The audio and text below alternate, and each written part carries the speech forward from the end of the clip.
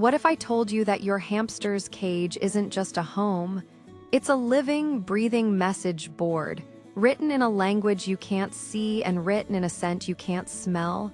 Picture this. It's late at night. Your hamster is awake, scurrying around its habitat. To you, it looks like random exploring. But to another hamster, every single movement is part of an elaborate conversation.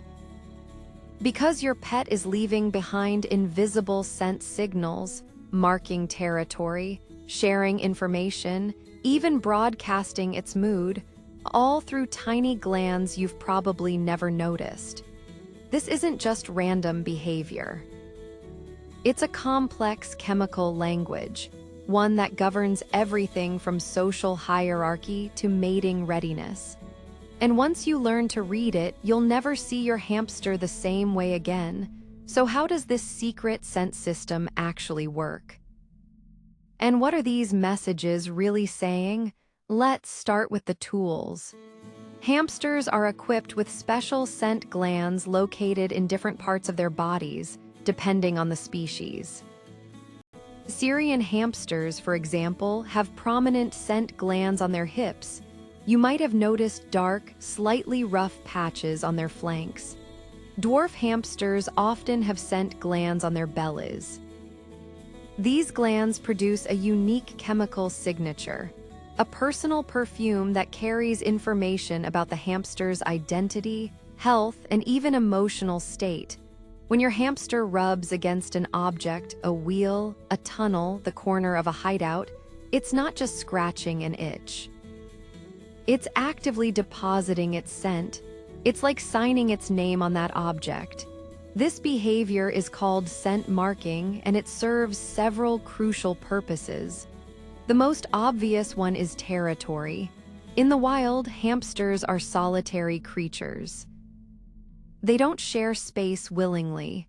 By marking their environment, they're sending a clear signal to any potential intruders. This is my area.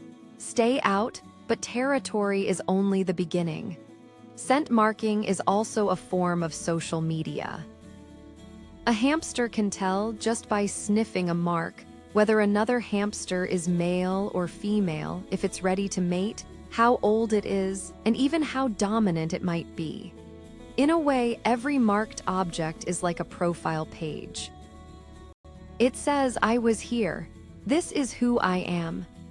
This is especially important when you consider that in captivity, even though they live alone, their instincts are still wired for a world where other hamsters might pass by now. Let's get into the real mechanics. How does a hamster decide what to mark and when?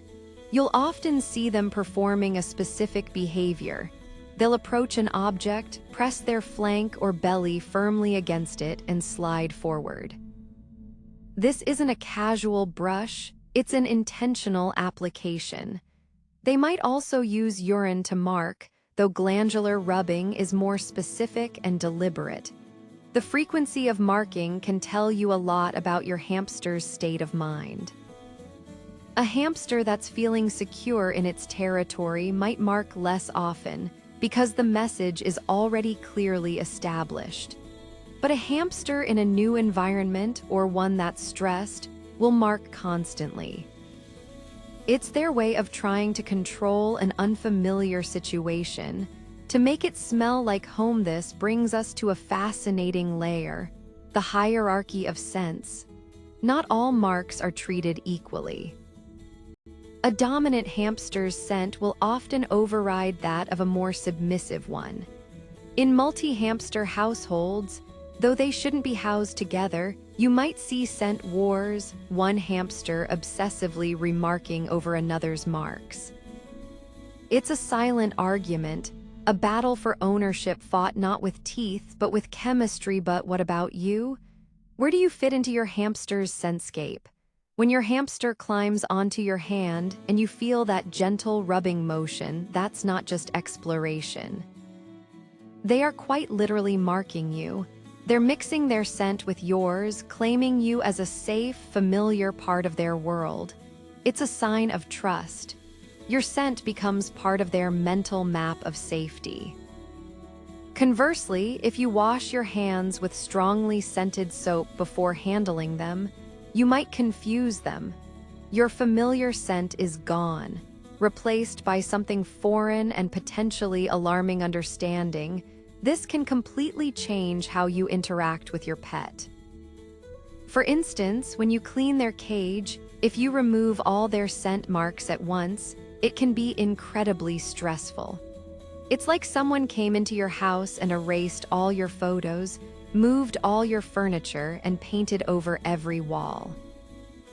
The hamster's entire world has been reset. That's why it's often recommended to do partial cleanings, leaving some of the old bedding and a few familiar marked objects, so they still have anchor points, familiar smells that say, "You are home." This scent-based reality also explains certain puzzling behaviors. Why does your hamster sometimes seem obsessed with one corner of the cage? It's likely a primary marking spot, the hamster equivalent of a town square, where the most important messages are left. Why do they sometimes freeze and sniff the air intently? They're reading the updates. They're checking if any new scents have appeared, if the social landscape has changed. As we piece this all together, a remarkable picture emerges. Your hamster is not just living in a cage. It's curating a scented universe, a personalized domain defined by invisible borders and chemical messages. Every rub, every slide, every deliberate press is a sentence in an ongoing story, a story of territory, identity, and belonging.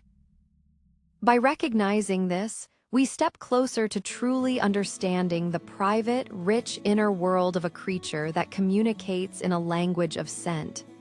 We learn to respect their need to mark, to claim, and to define their space. And in doing so, we don't just become better owners.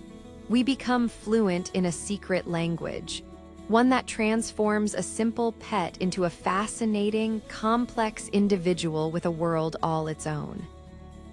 What's the strangest or funniest thing you've seen your hamster mark? Share your story in the comments. I read every one. And if you want to keep decoding the hidden behaviors of your pets, make sure to subscribe to Pet Mind Reader.